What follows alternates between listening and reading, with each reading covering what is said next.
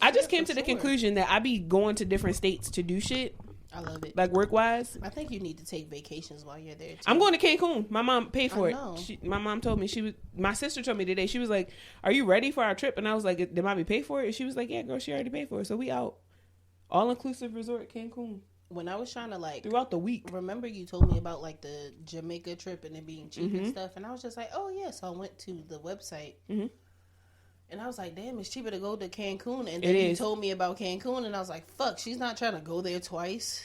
No, I'm willing to go there twice. Be fine, and shout out to listen, I'm giving everybody their flowers with the pot, right? Shout out to Jasmine from Sincere Getaways because that's what we found the trip through. So shout out to her for being an amazing travel agent. She's actually doing a giveaway on her page. By the time this comes out, the giveaway will probably be over, but that's beside the point. Make sure you follow her, Sincere Travels, and then she also has a pod called Travel Fly Sexy, I believe. So check out her and her co-host. I don't remember her co-host name, but shout out to them because they've actually made the idea of like international travel sound a lot less expensive, right? For sure. Because we see them do it, and I'm like, how the fuck are you affording this? Definitely, like, if people are for sure booking through them, I know I'm gonna see other black people. For sure, 100%. I'm okay with that. Yeah, and shout out to, and I know this might sound like dick eating, but I don't care. Shout out to Lauren Lionel. And I say that because our editing style for the first couple episodes was a lot like similar to what they were doing. And just in general, like black independent pods, it really takes a lot to do this, right? And I think when you see two other successful black people doing it, whether it be male or female, we've also been to their live shows. Their we've been supporting them before this show. So I won't say that it was a huge inspiration because we've been podding before then. Yeah, but the style, as far as marketing and shit, other people's style, I always go back to them. Yes. And I be like, because it's successful. It shows you that, and not to sound crazy, but when you put in enough effort, white people, because they could have got it from somebody white, and I would never know because I don't really be watching them like that. But to see them put in the effort that they've put in as far as consistency is concerned, and not really worried about like the aesthetics and shit around it, and still remaining themselves, knowing that they've been successful in that, like being featured in magazines, I feel like a lot of our aspirations as far as accomplishments are concerned are a lot similar. So to see somebody doing it and already be successful behind it, a slight goalpost for sure. And having started this pod, especially to like collaborate, like I said, we're not trying to dicky. It's just I would like to collaborate with a lot of different black podcasts for sure. Not just them like in this area, so like DC, Virginia, Maryland, DMV, Philly, Jersey, and there's pods that we don't even know about. So like, if y'all want to collaborate, definitely let us know because we will hop in the car and be out. I don't mind hopping in the car. First of all, so now I'm giving you your flowers with the pot because you have been the most consistent like traveling buddy for me. In the time that I've known you, you've just always been down. Yes, but you've always been down to be like, you want to share the driving, or like, do you need money for gas? You know, like, it's so easy to travel with you, and I'm just thankful to have you as a friend and as a travel buddy. I just, growing up, me and my aunt would go to the Eastern Shore a lot. Okay. And of course, I wasn't old enough to drive, but she taught me a lot about like passenger etiquette. Yeah. Stay up. Yeah. Change the music. Yeah. Fix the whatever. You will grab a snack from the back for sure. Yeah. Yes. You are. And it's like, driving kind of long with other people too. Yeah. It's like now with driving with people that smoke, I just be like, so I need to roll up something, like, or you need this, like, you need a little hydration. So yeah. No, I appreciate you. Different. 100%.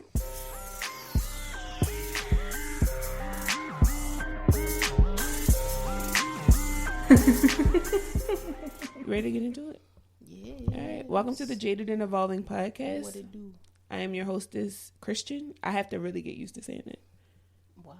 Follow me at DEMCHAKRAS because I'm so used to going by them chakras, like on anything. And then people are going to be like, Miss Dem Chakras, and you're going to be like, who? The fuck? Who is this woman? Even before you, I feel like you would be like, why do you feel like that's even a name? Yeah, I don't. That's weird. It became an alias for me. It started as a username, but it became an alias when people could not remember that my name was Christian. So attending events. Shout out to Nicole who throws the podcast awards. The last time we went was 2019.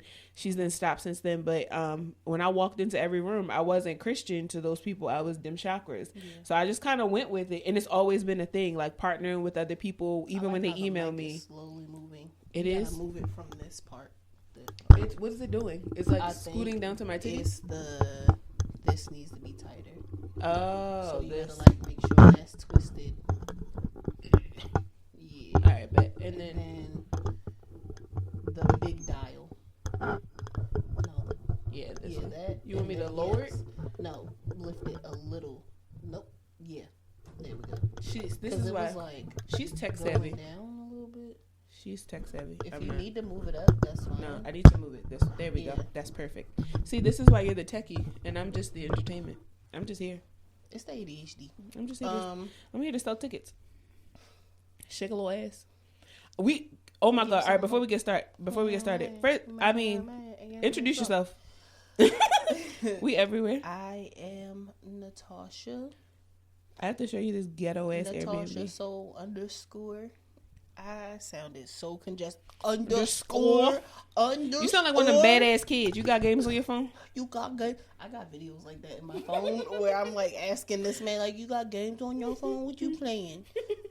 You doing poker? That's the devil sport. I don't know how to play. Look at this ghetto ass Airbnb.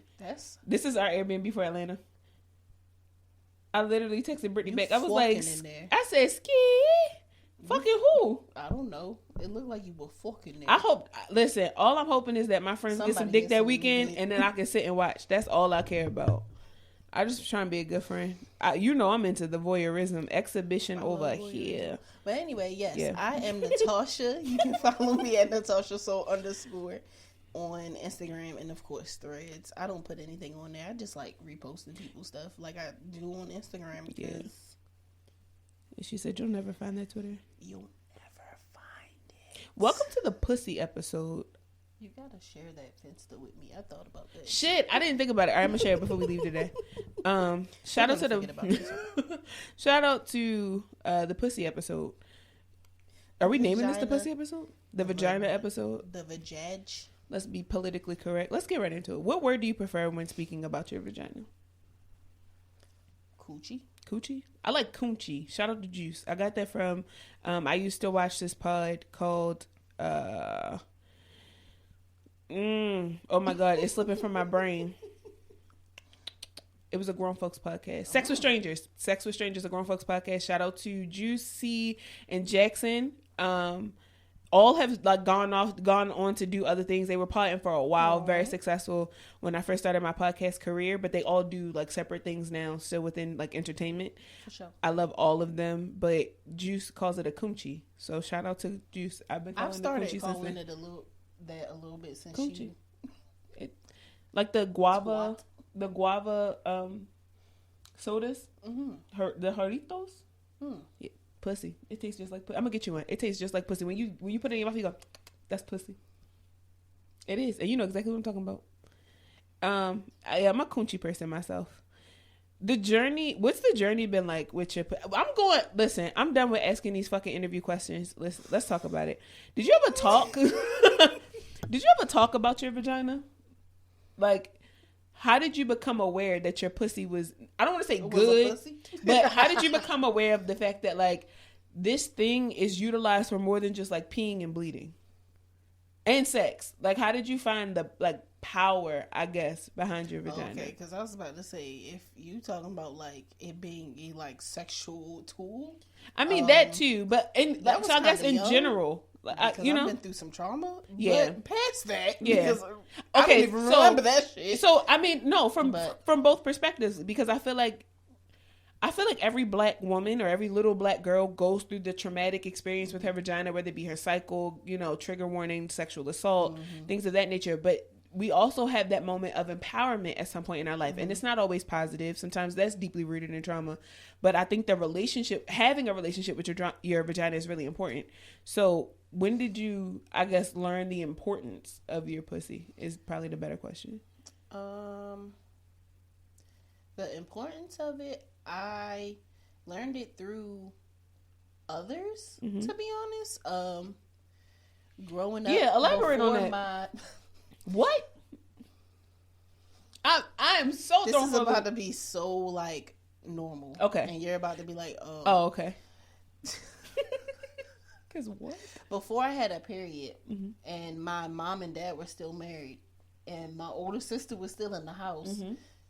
When my dad wasn't in the house, of course, everybody peed with the door open. Oh, okay. So I would see my mom like put a tampon in or do her period stuff. Yeah. Never saw any blood because I wasn't looking that close. But I would just see her with the tampon, and I'd be like digging in there. You like, the fuck are you not doing? even digging in there. I would just see her like pull the tampon out, and I'd be like, oh, and then drop it. Yeah. I would be like the fuck is you? Yeah. Where are you getting out of there? Right. Yeah. So later on in middle school, when my period finally came on, I was just like, how old were you? This is a thing.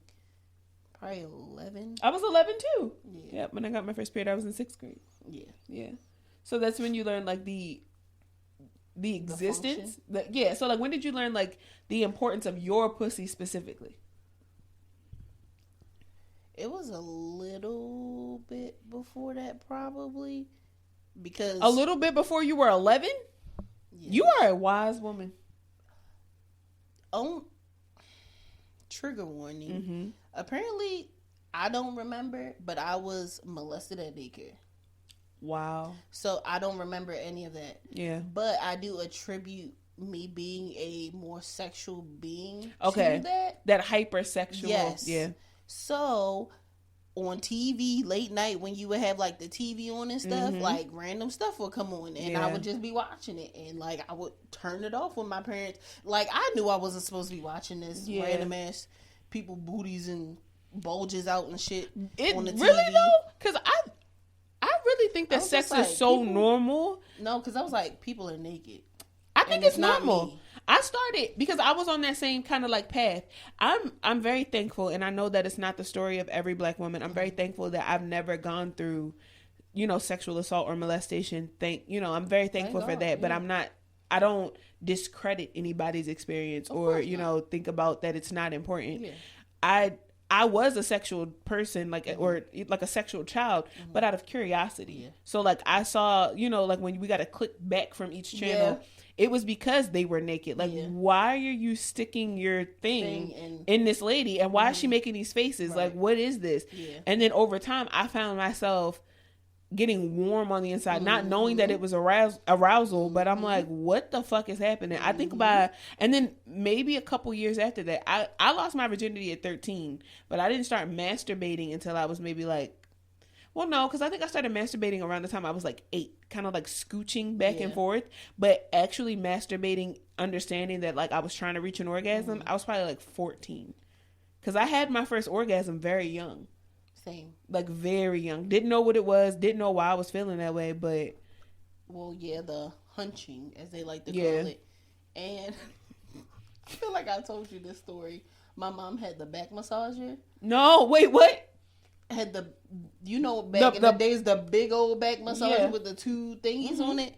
And like, for some reason, I was like, I put my hand on and I was like, yeah, I'm going to take this. I was probably still around like 11, 12 when I did that, because they were divorced by then. So I was like 11, 12 when I would stay with my mom over the weekend, and she would still be going to work and shit. So why am I even coming over your house? The amount of masturbating, I love you, but you definitely left me in that house by myself. But and there was a lot of exploration going on. That's crazy. At that time. Because growing up, right, like my aunt, I'm gonna get ready to tell on myself. My great aunt, I used to stay with her on the weekends, and the guy that I was dating at the time, my great aunt, yeah, but she's not paying you no mind. She like 62 now, so she's really not all that old, like But she would go to like birthday parties and shit, and leave me and my boyfriend at the time in the house together. We would be fucking, you hear me, like hunching, like real life. Still having my shirt on and shit, because not fully confident in my body, but would be down that bitch. Stinking, you hear me? Like,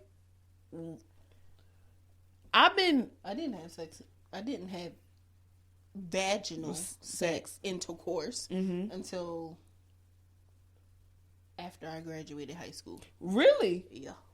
I was just getting head. One of my exes was upset, and I found this out from one of his friends. He was just like, yeah, he went back to such and such because he said that you wasn't trying to give him your virginity. And I was just like, we never had that fucking conversation, so I don't know where the fuck that came from. But if he had a problem because we tried and it didn't work, I was just like, this shit hurts. Yo, I lost my virginity on top. That's my favorite position ever since then. Really?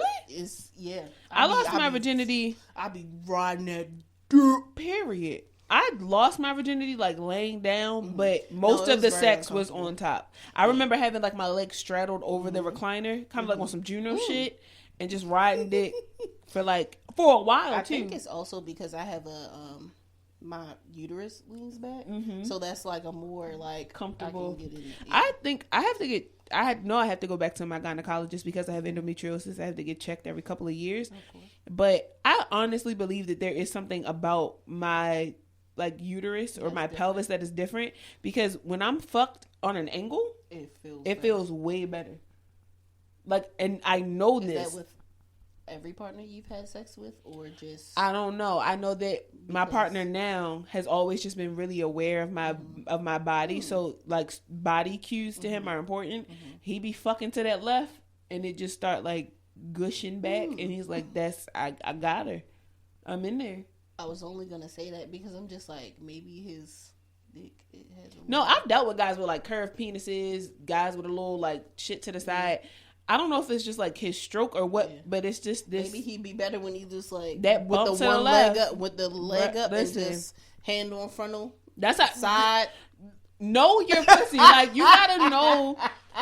Honest to God, I have such a good relationship with my vagina that whether I'm doing it myself or whether I'm doing it, with my partner, I'm gonna get there. I'm still trying to figure it out. I'm gonna get there. I have such a good relationship with my vagina. I just believe because over time, first of all, shout out to my family, right? Because the women in my family are very big on pussy in general. It's power between them legs, girl, and you need to know not how to use it, but know that yes, because men, that's probably one of the first things they want. So you have to know how to harness the power of your pussy without actually utilizing your pussy. So my grandma was real big on the art of not necessarily seduction, but that damsel in distress type of thing. My aunt very much getting to the money and feeling the power behind her pussy, the power of birth, through your vagina was something that my aunt and I talked about. And it wasn't this holistic conversation. It wasn't oh, this is beautiful, majestic thing. It was girl, listen, this is how you use your, I'm from West Baltimore. We ain't having no majestic conversation. We used to be at cookouts and shit, close your ears, but you can still hear, and as I got older, the conversations would happen. And when I got pregnant really young, it was a conversation that my grandmom had with me in a room with a lot of the older women in my family. And I'm really thankful for that. Yes, I'm very, and it's a very dysfunctional community nonetheless, but I'm really thankful for the fact that I have women who surround me that have common fucking sense. And who have a very good identity of self. I know for sure that there are things that I don't necessarily agree with what they do, but because they're so sure of themselves and who they are as people and who they are, regarding themselves, that any action that they take, they stand on. So I really am proud of the fact that in developing a relationship with my vagina, it was normalized. When I got my first period, we had a party. I had a cake, a little quinceañera. Yeah, it was a. I mean, it wasn't a big party, but my mom got me a cake. I was due to stay the night. It was a rite of passage. I was due to stay the night over at my cousin's house for her birthday party that weekend, and I remember I had choir rehearsal because I was still going to church at the time. And my mom took me to choir rehearsal and let my cousin know. She was like, "Hey, Christian will be there this weekend, but she did start her cycle, and she made it such a comfortable thing for me. If you want to use the bathroom, that every other girl is using, that's fine. But if you need to use the bathroom in our room or the bathroom in the hallway, that's fine too. Let me know if you mess up your underwear." Because my first actual cycle, I hid my underwear. My very first cycle, although I knew what a cycle was, for some reason it just really didn't register. Yeah. So I was free bleeding almost, and then just hiding my underwear. And my mom found them, and she was freaked out because she was like, "Oh my God, what is it? Somebody is touching my child." But then I was like, "No, mommy, it happened for 3 days." And she was like, "Christian, you got your period." Aww. And it was just a whole thing. And then I had to learn how to put. I didn't learn how to put a Yeah, no, I saw. I looked over. I was like, "Why? Is that the name that I think it is?"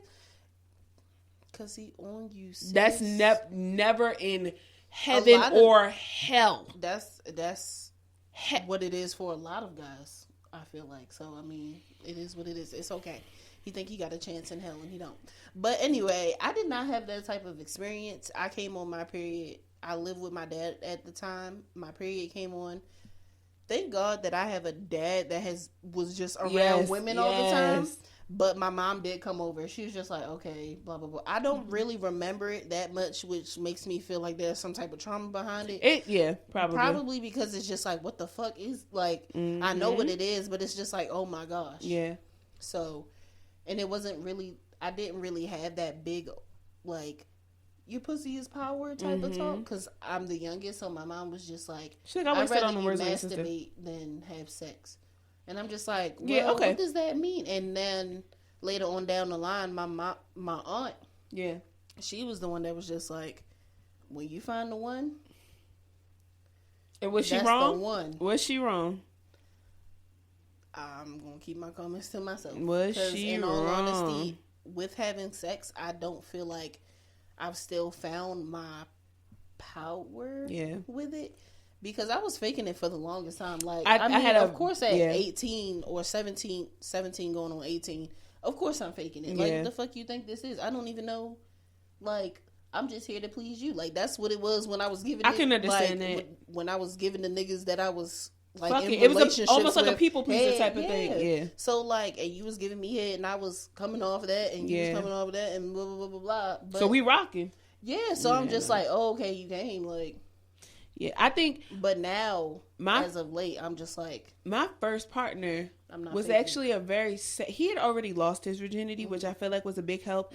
But he also... I've dealt with some very... Like, I don't want to say... I don't know if intellectual is the right word, but I believe how... Like, some people just wise beyond their years. And there was just this thing about him where I was trying a lot of shit really young. Like...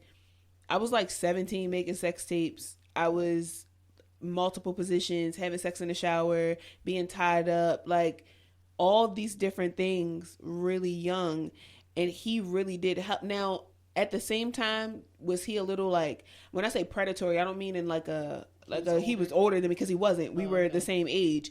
But I mean predatory in her innocence. In her innocence, I can experiment with her. Yes. And she has very little limits or reserves because she really loves me. So let me bank on that.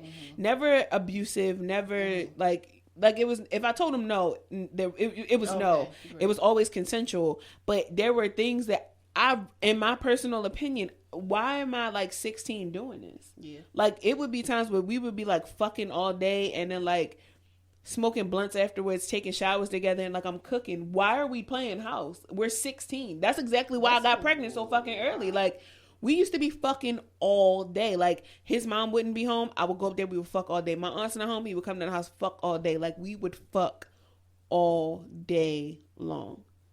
All day. I think I learned the power of that because he would, like, make me aware of things. Like, do you feel that? Like, do you feel like what you're doing? And I think that's why I'm so big on, like, words of affirmation now, or just, like, talking in general during sex. Like, it takes me somewhere else because my mind is stimulated. And I've always been that, like, needing to be stimulated mentally person to even be remotely engaged or even feel like the conversation's worth having with any fucking body about anything. But sexually, it was brought on very fucking young, and I just been rocking with it. I feel like that's how it was when I had friends with benefits. Yeah.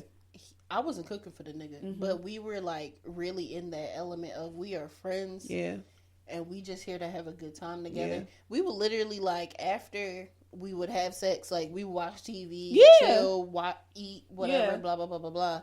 And then we would fuck again, watch TV, and then I'd be like, all right, my mom getting off. I feel like it has a lot to do with the sex, though. Yeah. But again, because in my mind, I also think about the conversations that I had with, like, the women in my family before these instances where it's like, if a man really likes you, he'll do this, this, and this.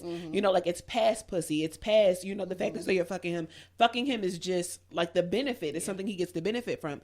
I really believe that I learned that, like, early on, because a lot of it, like, yeah, we would spend a lot of time together, but a lot of the benefit was, I really like your pussy. So, like, I will hang out with you all fucking day long if I have to, if it means that I get to dig up in them guts. Like, and I was with it because part of me, like, being plus size at the time, I wasn't like stylish. My self-esteem was low. I also was attributing that to like, and don't get me wrong, to this day, like we don't talk. We're not cool. We're cordial because, I mean, we have no reason to talk, but we've known of each other this entire time. No, me and my friends with benefits is still cool. Like I can text him right now. We don't have Montebello. Like we don't have each other's number or anything like that. But I'm not trying to fuck him no more. Yeah, he got a whole daughter. He has. This man has a family. Like he's married with kids. Like he's good. But I know for sure that a lot of our dynamic growing up was my self-esteem being low. Sure. And I don't think, like I said, I don't ever think he was predatory about it. I just think that when you're young and a male, you're just going to do what benefits you. Allowing me to do this. And so I'm going to rock with it. About this and she's up for it, so why not? That's why I don't feel like I know sometimes women are like, I feel like I'm owed an apology behind that. I don't feel like, I mean, that, because part of that was on me. Like I said, he was never predatory. It was always consensual. Yeah. I just feel like in a very early age, I just learned a lot about like sexuality and sensuality and that like felonious, that really like feline feeling, that like that lioness really early on. And I really feel like it has a lot to do with him because I was fucking him from the time I was 15 all the way through college. Oh, wow. Until we both stopped attending college in our sophomore year.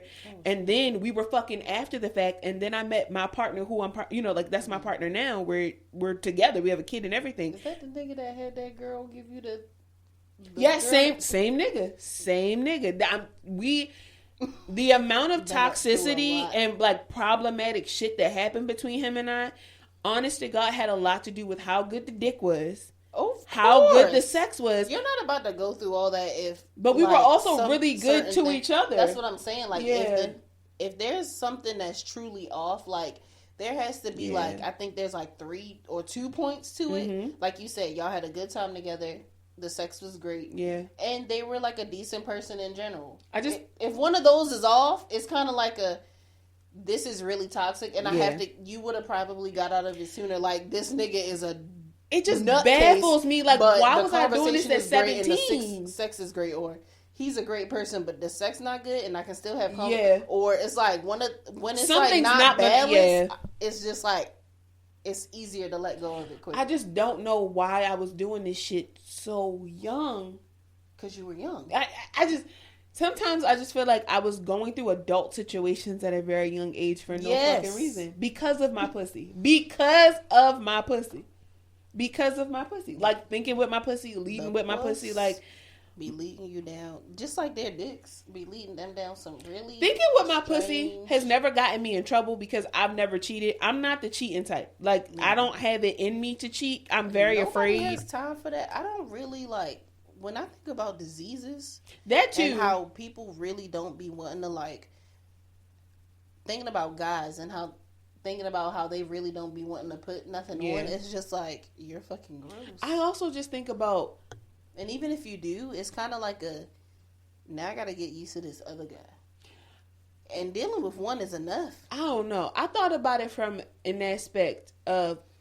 It was more emotional. It was more emotional for me. Like, I've been cheated on before. I did not like the way that felt. Same. So... I never want to return that to somebody. Like that soul, like my soul was crushed. My feelings were really hurt. For sure. So I don't ever want to deliver that type of pain to a person, which is more so the reason why I've never cheated. Like in my hoe phase, I was getting it. I really was thinking with my pussy. Like I was swiping on Tinder like, he look like a good fuck. He look like a good fuck. He look like a good fuck. And if I got to know you well enough, like to the point where I felt like, God forbid anything happened, I could track this shit back to you. Mm-hmm. I was giving you my pussy. I was giving that shit up like a soup kitchen. You get some pussy, you get some pussy, you get some pussy. And I realized the lack of discernment that I was having because I started to get so many, not like yeast infections, but just discomfort from using condoms. Mm-hmm. After having a partner for like 8 years and going raw that entire time. Mm-hmm. And then you move on to having sex frequently with not necessarily like different people. It was like a different guy like every couple months. But with my vagina was so uncomfortable. Never again. That's another reason why I can't cheat. Like, yes, I'm terrified of disease, but the feeling of your pussy about to fall off, that's a scary. Your lips swelling, just the discomfort when you pee, knowing it's not chlamydia, but it's an allergic reaction. That shit is terrifying. And I listen to my pussy more than I listen to any other part of my body. So when she purring, I'm going for it. You know. That's where the root is, baby. It's gonna tell you when you're out of place, out of whack. I used to just feel at unsafe. Home. I used to feel so safe. Like the dick is the safest place for me to be. On it, around it, in it. Just I needed to be by it. You be in dick. Sometimes when you fucking back, you just feel like I'm in that shit. Like he can feel me in his hole. Like in his hole. I'm fucking him right now. That's how my pussy be. Like, my pussy is such a beautiful place to be. Not that anybody, like, outside of the people that I fuck, whatever. It's a really good place to be. I'm just saying. It's like home in there.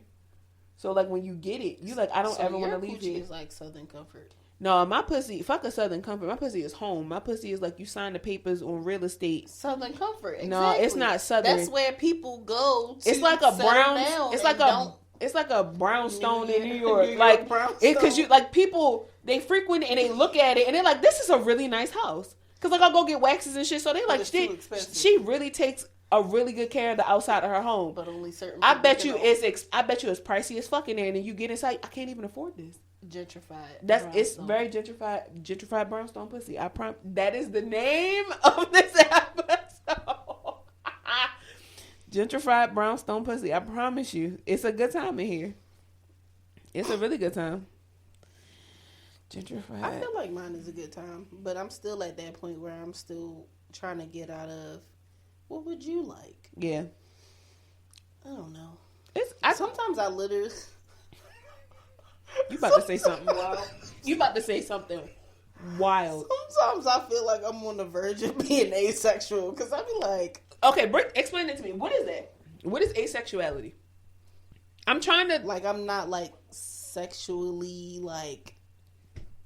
Aroused by anything. Not even, like, intelligence? Intelligence is always sexy. I don't even feel like that should be... Not like a sapiosexual type of thing. You're more of a... You like, listen, it ain't really too much you could do to get this wheel cranking. Do you think that's, like... I mean... It is, but is it suppression? I'm still trying to figure that out. Do you feel like when I have an emotional tie with somebody, that's what I'm saying. Like, okay, so you might be a sapiosexual to the point where I'm just like, I really have to like it has to be more than looks. You can never have a whole phase. Yeah. About this before, it has to be more than looks because the minute you say something dumb as hell, like we say dumb stuff all the time, but once you really talk yourself out the pussy, shit, I be like, yeah. Now I'm no longer. Not only am I not turned on, but there's not a chance in hell of me ever giving this to you. Like not even in the long run. That's what my pussy be looking like.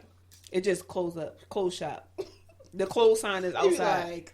Not even away at lunch. We just shut down for the day. We having technical difficulties. That feeling. I don't know nothing about it. I told you I fucked that man I met at the gas station that night. If you listen. I feel like that. Like you feel like it. I acted on it. Because we've also talked about how I'm emotional, so I just be like, I feel like I'm gonna get attached. I'm emotionless. I was like, thanks.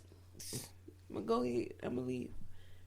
And I know that I could push that to the side because I've had friends with benefits before, so I'm just like, you can. I think there's a difference though between a friends with benefits and not even a one night stand. So I don't know what you call it. I'm not even friends with this nigga. I know you. Like you're a fuck buddy. You're somebody who I fuck. You're not even a buddy. We don't sit here and have conversations after this. I text you because it's 11:30 and I'm horny, and I say you up, and you say yeah. I slide through. I take my pants off. We fuck. I put my pants back on. I'm like, all right, I'll see you next time. Yeah, no. That's honest to God. That is how I got through my whole phase. I was on a run. Like it was very easy for me to get in and get out. Honestly, I think I was so jaded. I was very hurt from my previous relationship that I was on this almost like a villain. I was on tour. Like I just was on this villainous tour and it wasn't like I was giving like bare minimum pussy. I was giving that shit. I was giving it all. Like I was riding dick, letting them pull my hair, letting them talk to me crazy, slap me around, like all types of shit. And I was really very much enjoying it. Of that, but I didn't want to fuck with no niggas, so it was just like I just left afterwards. Like we could have I had some wild ass nights, and I would literally put my pants on afterwards and be like, all right, I see you, yo. And he like, the fuck is wrong with you? Like, where's your heart? It's gone. It's cold. You would do this shit to me. Yeah, and honestly, I think that after going through what I went through in my relationship at the time, I think that I was just trying to get my lick back. For sure. I do. I think a lot of that. I don't believe that. Although my whole phase was entertaining, and I won't say that it wasn't fun, I could have done without everybody that I accumulated during my whole phase. There was nothing about any of those niggas that was remotely like father worthy, partner worthy. None of it. There was not none of them niggas sorry to you if you not sorry but like if you hear this, it wasn't special. It wasn't worth it. None of these niggas was worth it. And none of these niggas was worth my pussy. None of these niggas worth the time, the effort. And like I said, like whether I was sucking dick, riding dick, whatever the case may be, I was doing it because I really wanted to do it. I wanted to fuck. I wanted to be there. And I wanted to fuck these niggas' lives up. Like, I was riding dick in ways that I hadn't ridden dick in my relationship. Like, really. Put this foot behind my... To the point where niggas was texting me the next morning, like, good morning. And I'm like, the fuck are you texting me for? Like, you know what this is. You know that this is just an 11:30 at night type of thing. At one point, I had to tell somebody that. Like, he had planned a whole night. Like, bought flowers and all kinds of shit. And when I got there, I was like, what do you think this is? Like, got to the hotel room, like, what are you doing? Oh, I just want to do something nice for you. Take this shit down. Like, I didn't tell him that. Like, but I was just like, oh, okay, thanks. Turned off afterwards. Because talk to that nigga again. No, I talked to him afterwards because he was paying my cell phone bill. But it was that was it. Once my partner and I got back together, even before then, maybe like because I hadn't fucked anybody maybe 90 days before him and I got back together because I wanted to make sure that this is what I wanted. Mm-hmm. So even at a point, him and I weren't fucking. Mm-hmm. It was just like, I don't like any of you niggas. I don't like y'all. My pussy don't even really like you. You just a body. You just dick. And that's all they were. It wasn't worth it. And I could have done without the mouths. You know, like I could have done without. But because I was thinking with my pussy, they were someone to do. And I'm not ashamed of it at all. I don't have any shame behind it or any type of embarrassment or anything like that. I just honest to God believe that. And I feel like every woman goes through it. That was the exploration that I needed because I also learned like what I liked, what I didn't like, what I liked about men, what I didn't like about men, what I liked about my body, what I didn't like. Because, you know, there were still things that I was self-conscious about. Mm-hmm. But in that moment, I just kind of cleared my mind and rocked with it because I'm here. Like, this is what I signed up for. Again, I've never been through the situation of like, oh, you're not trying to give me this pussy. Like, I'm going to take it. I've never been through that. Every time that I've put myself in those situations, I've been the upper hand and I've milked it. And maybe I owe some of them niggas an apology. I don't know. Maybe they felt like this bitch really taking advantage of my body right now. Like, you said it before. Like, I was milking niggas. The villain in I know some niggas out here right now who be punching the fucking air when they see my picture. Like, I hate this fat bitch, this big back bitch. She ruined my life. Definitely. Oh, this is a problem. And I think this is just dick riding. Yeah, I think it's just like dick riding. Because what are you doing? Because we want to come up. That's all it is. That's all it is. I'm gonna say you. It's a clout, come up, but it's a clout chase for what reason? When you have your own reputation, you don't need me. I don't get it at all. You don't. That's weird to me. I can't wait to show my boyfriend when I get home. The fuck is wrong with you? What non-sexual experiences please you? When somebody takes interest in the things that I like. Okay. So like, what's one of those things? Like, what is the situation, if you can recall one, or if you have like this ideal thing, because we all are a little bit delusional, mm-hmm. where you're like, in the event that this happened or because this happened, I immediately gave up the games. Immediately. Even if it sounds shallow. I really feel like I'm a simple ass person. Mm-hmm. I agree. I am. So it's like anything that has to do with like dates, plan something. Yeah. As the opposite sex. Yeah. Plan something. And I'm gonna give it up.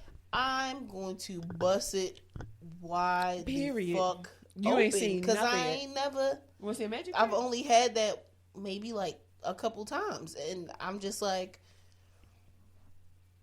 yeah.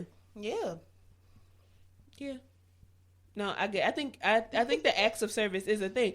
Oh, yeah, for sure. Like, I think for women in general, is touch. Oh, in general, that's it then. A good ass hug. You know the hugs that get me. Ass hug. You know the hugs that get me. When I ain't seen somebody in a long time, and they just be like, and they like give the little. In the back. That, or if you come from behind me and like so sometimes. She said, I'm excited. She said, my Lord.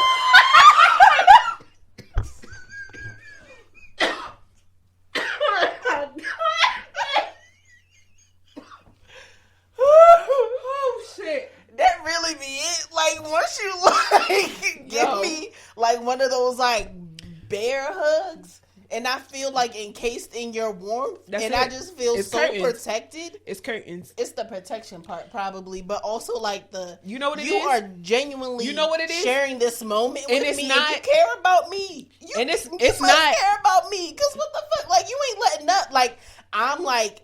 Maybe like letting you go and you still you know what it is. Why do you want to hold me like and I this? know it's not that's wild. It's bro. not a sexual root, but because we grew up with dads, yes! That's what it is. Because listen, for any woman, I'm getting kind of philosophical. It kind of weird when you any say woman it like who has grown up with a dad in her life, when you feel it is a difference by a man. It's the way that a man it's provides. Very Sigmund Freudish. Like, I'm sorry. Ooh, sorry. That's very awkward. But no, that's honest. It's true. It's a philosophical and psychological thing. Like, once you had a male figure in your life that protected you at all costs and cared about you and provided you can't even talk. You can't even cared it for you. Listen, and you get that from somebody that's not your dad.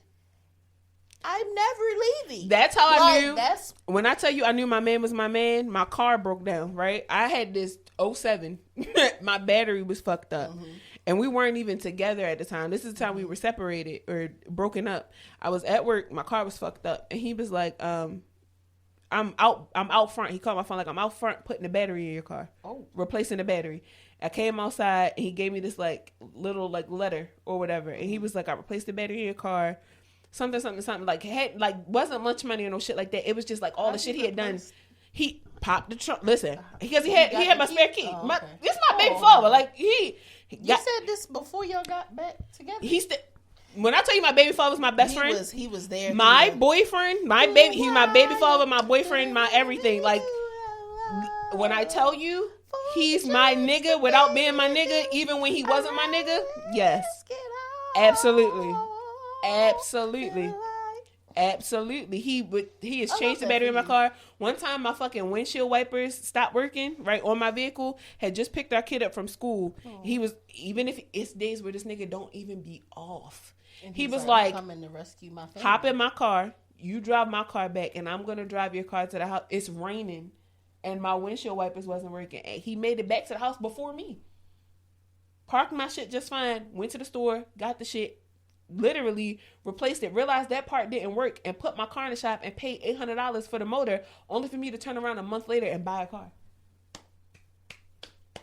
Every time to her man. Every time. Thank you to my man. Listen. To her man. Every fucking time.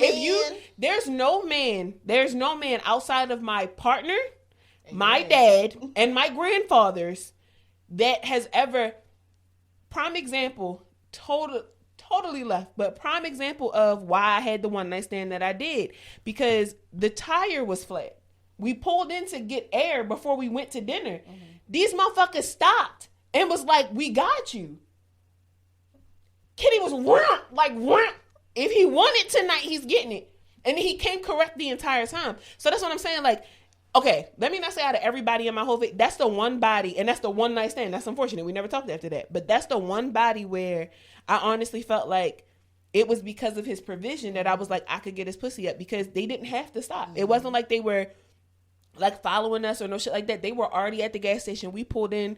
We already giggling because we was high. Like, we making noise. Like, we let music's loud. But when they pulled up in front of us, it wasn't no weird shit. They ain't hop out the car like, fuck your dumb ass, do most Baltimore niggas. It wasn't that. When he hopped out the car, he was like, yo, it's raining. Get in the car. I got you. And that's when he got out of the car. His homeboy is the one who helped my homegirl out. Mm-hmm. But when the guy that I slept with got out of the car, he was like, why you ain't help your homegirl? And I was like, because somebody got to read the, like the little air shit. And he was like, we got you, yo. Like, get in the car. And after they finished, they came over to the side of the car. And he was just so correct. Like, the way that he approached it was like, what y'all doing after this? Blah, blah, blah. Put my number in your phone. And when he was texting me, it's not like, oh, I'm going to see your little sexy ass later. It was like, you know, how's dinner going? And I, you know, like, it was just. He was like, because I'm trying to. It was a different. And it literally. And here I go at the end of the fucking dinner. I'm texting him like, you know, like, hey, y'all busy? He like, nah, if you going to slide through, like, here the address. We were too eager to get there because of the provision. Because she grew up with a dad. So we in the car talking about, like, these niggas hopped out on, like, it. That's how you know, one, the bar is in hell. But two... No. The point of all this is, come correct. Come correct. Come correct. It don't take much. Come correct. And I know a lot of guys be like, well, it's like I can't even talk to women because you're the nigga that we don't want to talk to. Because any nigga that really comes correct and knows how to fucking approach is not the guy on Instagram, Twitter, or any of that shit talking about these women don't want to. Bitch, read a book, bitch. Yeah, for sure. For sure. It's a bitch ass nigga worrying about some goddamn, cause she don't want me to approach her like that and da da da da da. And but I gotta most men know the approach. That's what confuses me. A man, and I think that's the difference. I can't say like between men and boys, whatever. You be listening? But a real man, one, doesn't have game, right? He's not sitting at home thinking like, how I'm gonna approach women. It's so normal for him to just be like, hey, my name is. You're a friendly ass nigga. You in the you in the store. You see she's struggling with the waters. You helping her with the water. You see her pumping the gas. Let me help you with that. You see her walking towards a door. And you open it and you hold it. And then she gets to the second door and you go, don't touch that. All the time. I love to hear it. Don't put your fucking hand on that door. Yes, sir. Yes, sir. You got it. You got it.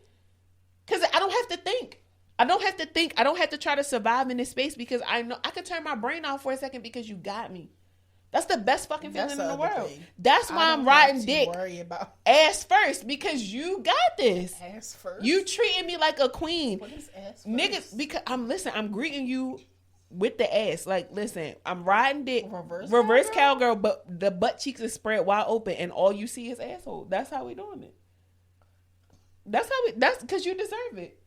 You provide. The least I can do. Men are a good man is, and I hate to use that term, but a good man is so simple. Fuck him, feed him, and love him. That's it. True. And they will do everything else. They have no problem with working 53 million hours in a fucking week to provide for their household because it's always a hot meal. That pussy always hot and ready like a Little Caesars pizza. And you've taken the need for him to think about certain shit out of the matter. So all he got to do is go to work and he knows it's a hot meal when he get home. He good. He know that when he get home, that pussy is disease free and he can hit that raw, bust up in it if he want. Like men are so fucking simple. They're so simple. That's why when women say like, when women say I can't find a good man, I'm like, you're just not a good woman. You're doing too much. You can't be. It's not hard. And when I say you're not a good woman, it's not to say that you probably don't have all the attributes you need to be a great woman. You're looking for love in the wrong fucking spaces because the niggas that you're attracted to are not attracted to you. And that's usually how it goes. And vice versa. Those same men who want a good woman, because they're good men, find the most jaded fucking individuals and they start rocking with them because they are too busy trying to find somebody to nurture or to care for. Not I'm not. This not build a bitch. Not over here. I'm not saying like that, but it's just like we're all at the end of the day trying to love. I'm not. That was never my intention. You already found. But from the jump, I never thought. And again, that's my low self-esteem. I never thought I would ever be in a relationship. I knew that I was always a good person. I always knew. I never intended to lose my virginity, and it was deeply rooted in low self-esteem. Never thought anybody would ever want to have sex with me. Anybody would want to date me. Anybody would want to look at me. I had acne growing up. I was weird. I had like a vitamin D deficiency, so I'm always fucking tired. Like it was little things about me. The way I wore my hair. I was such a tomboy. You didn't want to love nobody because of that. I didn't want to. It's just like I was so turned off by myself because I was turned off by myself. So it was like, if I don't like me, how can I expect you to like me? And I was always so affirmed growing up that I don't know why my self-esteem was so low. I really don't know. I don't know if it was because being fat was so like cliche back. I mean, it's still to this day a fucking problem for everybody, but I've grown to not give a fuck. Back then, I really gave a fuck about how people saw me, and I've always dated smaller men. My partner is smaller than me. Like that's how it's always been. When I saw him, I was like, very tiny man. Really is very tiny men and be busting these walls down like a war on the Great Wall of China. You hear me? I love it for you. I live for it. I'm not even gonna tell you, but we'll talk about that off. It's a very wet situation. Them walls down. Baby, like a construction site. You hear me? I love it for you. Demolition. To her man. Thank you to my man. Listen, and I don't care if you get tired of hearing it. You're gonna always hear it because it's gonna always be him. So, don't know what to tell you. What turns you off? What blocks your sacral chakra?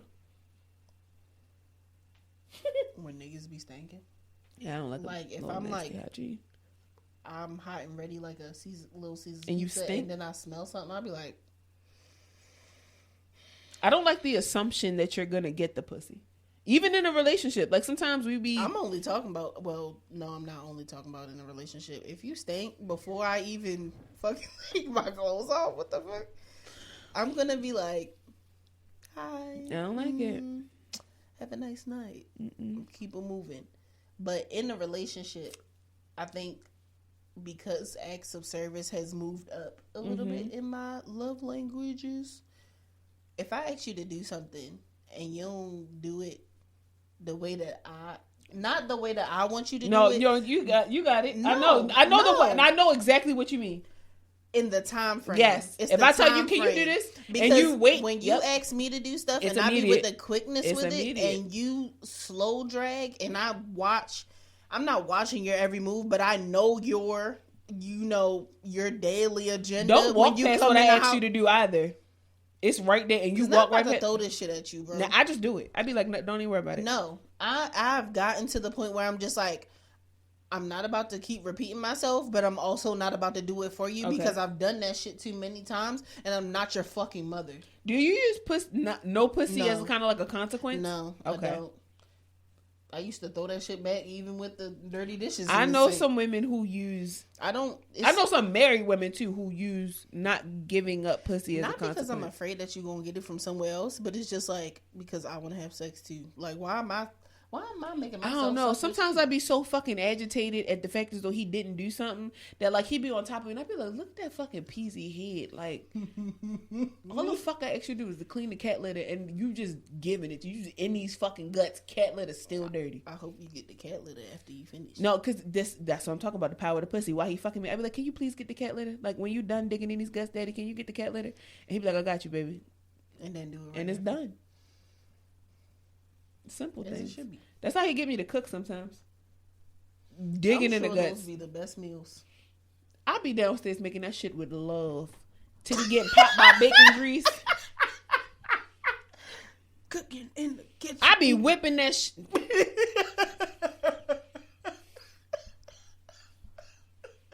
What turns you off? What fucks up your sacral chakra? Assumption that you're gonna get the pussy. Oh, okay. Relationship or not, just that eagerness. When I come in the house, I don't like an eager fuck. Like you taking my clothes. I don't know what it is about people touching me. Mm-hmm. If I don't want to be touched, don't fucking touch me. And like if I'm not, first of all, I'm very sensitive in like my nipple area.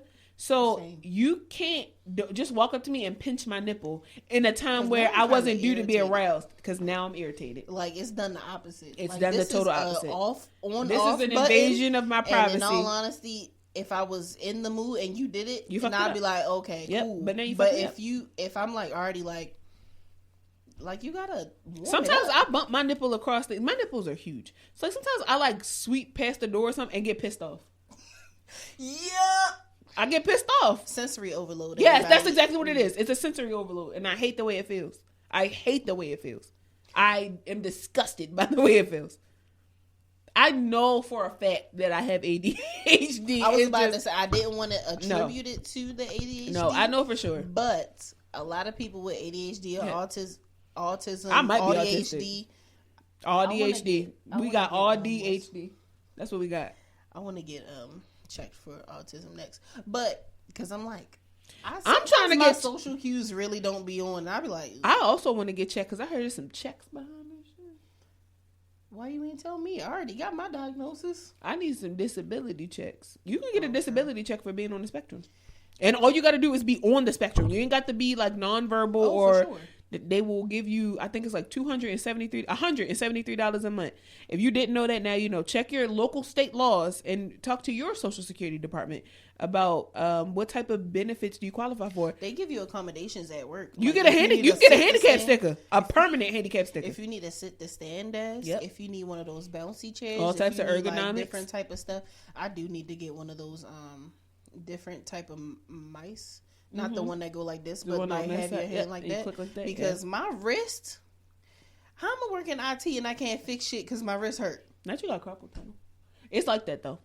But if you didn't know that, that was a weird, odd sidebar. However, yes, you can. That's what you come here for. If you for the little tips and for the gyms, get you some fucking get you a check. You ready to talk more about the sacral chakra? I feel like that's really If y'all didn't know, first of all, hi y'all. She's them chakras. I am a chakra practitioner. So what does that mean? So a chakra practitioner is somebody who is almost like a Reiki therapist. If you guys don't know what a Reiki is, they deal with the 7 energy points of the body. So it starts in what is called like the section between your anus and your vagina is your first chakra, all the way up to the crown of your head, which is your 7th. So yeah, there's 7 energy points in the body. Your 6th chakra is your sacral chakra, which is, if you take your fingers and you put them below your navel, that's where your sacral chakra is. That's your pleasure point. So your pleasures, your desires, your creativity, your youth, all of those different things. That's your sacral chakra area. So if you find yourself not being creative or not having any creative energy, and it's not saying that you, you don't have to podcast, but people who like to color or even being outside of nature is a form of creativity, right? Creating things with your hands, your mind, music, whatever. That's your sacral chakra. Your inner child, that's your sacral, eating ice cream in the middle of the day, just little things to entertain that part of you is your sacral chakra. That is also your pleasure zone. So like sexuality, desires, manifestation through masturbation, all those things happen in your sacral chakra. So if you find yourself hypersexual or hypo, which means a delay in, I would definitely recommend that you do some type of therapy, whether it be talking to an actual therapist about maybe trauma or things that you've experienced with your sacral chakra, or, your sexuality in general, especially my people in the LGBTQIA community. There are things that are, have probably been suppressed, especially my transgendered, family and folks. That is a huge chakra. It's a huge impression on your sacral chakra. So talking to your doctor, women who are getting constant BV yeast infections, that's a sacral chakra thing. People who have no pleasure points, right? No desires, don't get turned on at all. That's a sacral chakra thing. There's questions and things that, are created for these moments. Do some shadow work behind it. Follow me again, DEMCHAKRIS. I host events, simply dealing with chakras. If you guys have questions, definitely, let me know. One of the best books to read to talk about your sacral chakra is Chakras for Healing. It's on Amazon. Shout out to whoever the fuck wrote it. It's a very simple book, very remedial, very colorful. Teaches you about crystal stones, exercises, meditations, all that shit. But it is a very like baseline, simple chakra for dummies type of book. Mm-hmm. So, but I highly recommend, like, if you find yourself always fucking, like every time you turn around it's like I gotta fuck something, whether it be yourself, whatever, get that checked out. If you find that you're just not turned on at all by anything, and I don't mean necessarily because of a medication, because life in general is whooping your ass, you need to check in on why that's happening, because it has something to do with something. Because those damn SSRIs will fuck your shit up. 110%. Women on birth control, women on birth control, get that shit checked out. Mm-hmm. Women who have just recently had babies. My men with erectile dysfunction, it is a sacral chakra issue. It's a sacral chakra issue. It's your root chakra. If you broke, and I mean that with the most love, like if you don't have no fucking money, it's your root chakra. Because that's the protection. But if you find yourself with like a erectile dysfunction, like you're just not turned on by people anymore, like women don't excite you, really deal with like your pleasure points, your desires, the things that turn you on and off, and figure out why all the partners you're choosing are just not doing it for you. So that's my little chakra tangent. What's the difference between a chakra practitioner and a Reiki practitioner? Most Reiki therapists deal with energy transfer, so like transmuting the energy in order to heal it. I have a Reiki certification. I don't like doing Reiki because I'm an empathetic person. So even in feeling it, and sometimes in having conversation afterwards, when people tell me about their trauma and shit, I'd really be sad as fuck. Like very concerned for my, like they call them patients, very concerned for my patients and just all of that, which is why I don't use it. I've done maybe like 1 or 2 sessions with people and I'm like, this is heavy as fuck. My mom wanted me to do it for her, but like knowing the things that she's been through, I'm not doing that. Like being your daughter, the shit I'm about to take on, no. Angie be having to take breaks too. Yeah, I can't see myself doing it. As a chakra practitioner, you're just more so an educator. So you know about your chakras, but you're not really touching on people. People can tell you like, oh, I'm having this problem. You're like, oh, it's this chakra. So just being more of an enthusiast. If you would like to get Reiki, hit up Sacred Space Be More. We'll put her information right here. Get in contact with Angie. She is a bomb ass Reiki practitioner, and she said if you feel bad because you fell asleep on the table 1 or 2 times, that's what they like because they are able to move your energy around easier when you're asleep. Easier because you're not like restraining or like hesitant within your own self. And if Angie's books are booked because she is also a business owner, check out Maureen at Misan Wellness or Misan Wellness. She's amazing. She's my massage therapist, but she has a lot of holistic. Does she do like the chakra massage? I don't know if she does them anymore. But she was doing them when she was up in Catonsville. Her office has recently moved. But I swear by her. I need to go to her for one of those. The way that she rub on you, I'd be like... I listened to a podcast and the massage therapist, she talked about all the chakras and, you know, if you're feeling like this or if you've been through this, then this is why your neck hurts or this, that, and the third. And I was like, I need to get the fuck up in there. I know that with my anxiety, I shift my weight more to one side and I stick my neck out like this when I'm standing still. Yeah. And it's just something that I've noticed over time. I'm dealing with it. There are like different exercises and things that I'm using, but my sacral chakra has never really been like a thing. I knew that I was having a sacral chakra issue during my whole phase when shit just was going awry. And like Pound Town, Pound Town. And I was so tired of it. I was like, I don't want to go to Pound Town anymore. I want to stay out of the zip code. I don't like this. I don't like Pound Town. Pound Town feels horrible. Just left Pound Town. I was doing my best to not be there anymore, but that's why I stopped fucking after a while because I was just like, I'm getting tired of this feeling. It just doesn't feel good. I say all that to say, you ready to get into them topics? How long have we been recording? Girl, I don't know. Rock out. Sometimes they deserve a longer episode. Y'all like it long? You like it long? I think an hour and a half. You like it?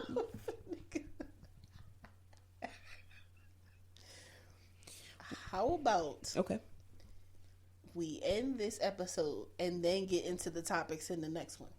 Okay. Like you want this to be a whole separate episode? Yep. I think it's enough. And we can chip into our other little list that we got. That'll work. All right. So you just listen to Jaded and Evolving. I hope you enjoyed yourself. If you were triggered by, you know, the triggering stuff, like the truly triggering stuff, we are not here to trigger you under any circumstances. Yeah. We're just here to tell our truths. If you were triggered because I called you a bitch ass nigga, seek help. Bitch ass nigga, I don't seek help. If the shoe fit, get it in both colors. Because I've learned to not take so much on from like what people be saying and shit. I'd be like, if you're offended by some, but I really don't. But if you're offended by somebody else's projections, that means that there's some truth to it. So, in that, because I don't ever get upset when people be fat phobic on the internet. I'd be like, okay. This big bag still get bent over, so I don't know nothing about that. I don't know nothing about Nathaniards. You hoes ain't talking about Nathaniards. Nathaniards. Make sure you follow us on social media, Jaded Evolving or Jaded and Evolving. It's all right here. I don't know why. Natasha thinks I'm fucking hilarious. You never seen the TikTok where he was like, he said, I can't stand when a hoe be talking shit and I can't get to her because you hoes don't be talking about Nathaniards. You hoes don't be talking about Nathan. Girl, he is my favorite. Is that when they were doing they going shenan once? They going No. This is recent. Because he's the same person that be like, what y'all hoes in here talking about? Y'all hoes ain't talking about nothing. We're stinking here. He's my favorite. Shout out to him. Between him. Follow her at DMCHAKR. Our ADHD and this tequila is whooping out. And you can follow me at Natasha Soul _. You can follow us at all our different places at Jaded Evolving or Jaded and Evolving. Just look at the links. It's in there. I'm a edit the fuck out of this bitch. Bye. But I hope y'all have a great rest of your week.